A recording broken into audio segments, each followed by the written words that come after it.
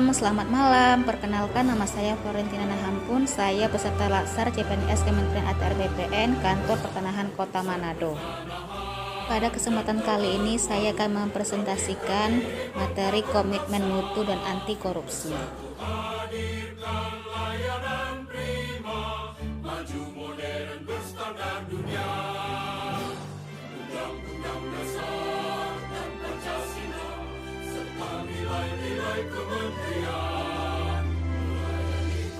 Pengertian komitmen mutu. Komitmen mutu ialah pemahaman konsep mengenai efektivitas, efisiensi, inovasi, dan mutu penyelenggaraan pemerintah.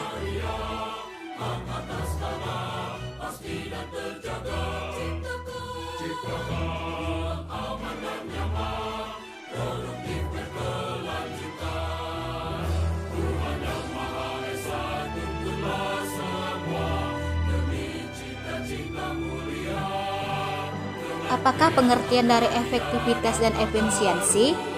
Menurut Richard L. Duff dalam Tita Maria Kanita tahun 2010 ayat ke-8, efektivitas organisasi berarti sejauh mana organisasi dapat mencapai tujuan ditetapkan atau berhasil mencapai apapun yang coba dikerjakannya. Sedangkan efisiensi organisasi adalah jumlah sumber daya yang digunakan untuk mencapai tujuan organisasi.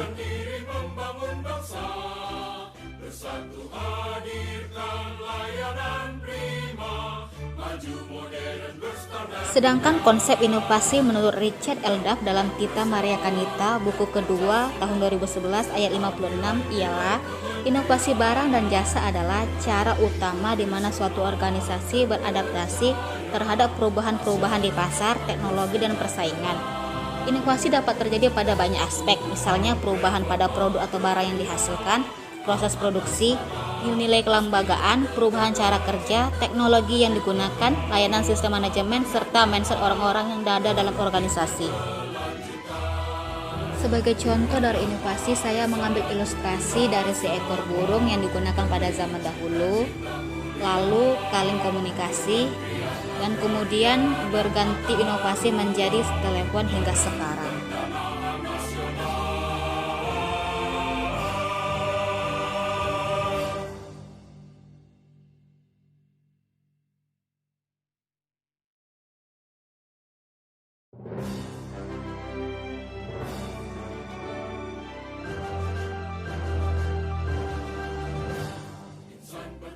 Dan contoh inovasi di Kementerian ATR BPN ialah penggunaan aplikasi Sentuh Tanahku dan penggunaan aplikasi e-office.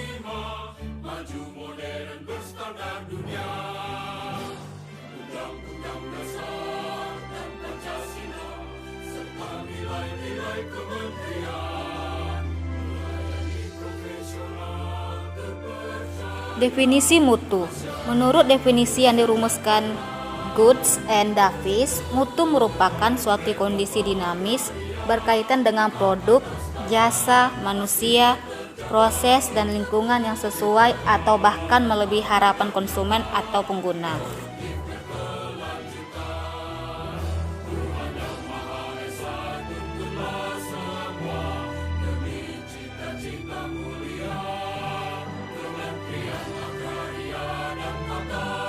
Pilar manajemen mutu. Bill Craig dalam Alexander Sindoro tahun 1996 ayat keempat memperkenalkan 5 pilar dalam manajemen mutu terpadu sebagaimana dituangkan dalam gambar berikut. Yang pertama adalah produk, yang kedua adalah organisasi, yang ketiga adalah proses, yang keempat adalah pemimpin, dan yang kelima adalah komitmen.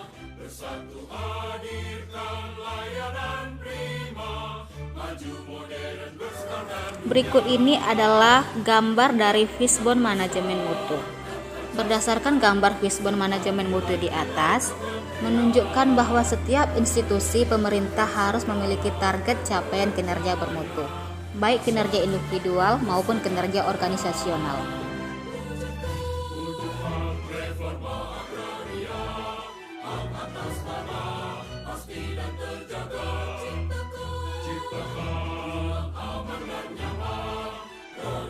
Banyak cara yang dapat dilakukan untuk senantiasa memperbaiki mutu layanan dari pegawai ASN kepada publik.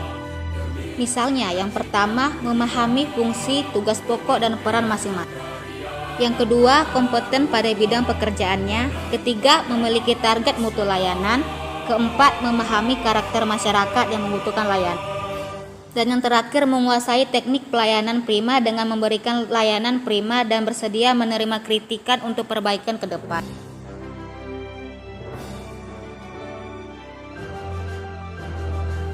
Kata korupsi berasal dari bahasa Latin yaitu corruptio yang artinya kerusakan, kebobrokan, dan kebusukan. Selaras dengan kata asalnya, korupsi sering dikatakan sebagai kejahatan luar biasa. Salah satu alasannya adalah karena dampaknya yang luar biasa menyebabkan kerusakan baik dalam ruang lingkup pribadi, keluarga, masyarakat, dan kehidupan yang lebih luas. Kerusakan yang dimaksud berdampak secara jangka panjang. Menurut Undang-Undang Nomor 31 Tahun 1999 dan Undang-Undang Nomor 20 Tahun 2001, terdapat 7 kelompok tindak pidana korupsi yang terdiri dari 1. Kerugian keuangan negara, 2. Suap menyuap, 3. Pemerasan, 4. Perbuatan curang, 5. Penggelapan dalam jabatan, 6. Benturan kepentingan dalam pengadaan, 7. Gratifikasi.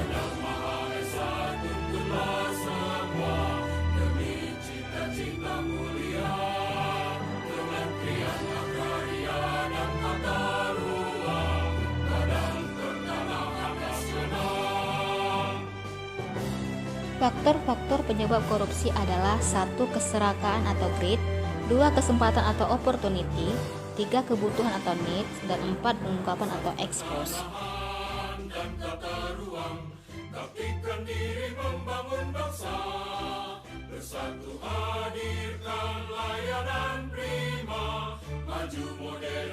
Akibat dari korupsi yang kita alami ialah 1. Menghambat pertumbuhan ekonomi dan mempengaruhi operasi bisnis, lapangan kerja, dan investasi.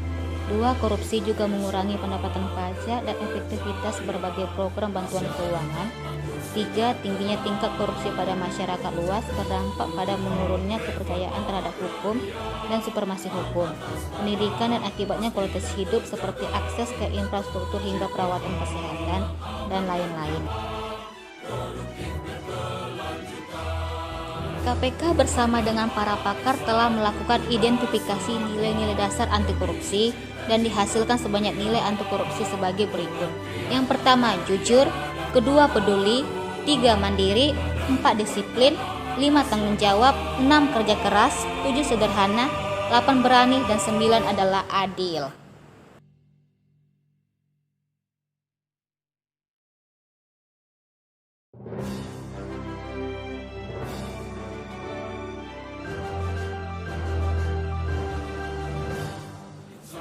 Cukup sekian yang bisa saya sampaikan. Mohon maaf dan terima kasih.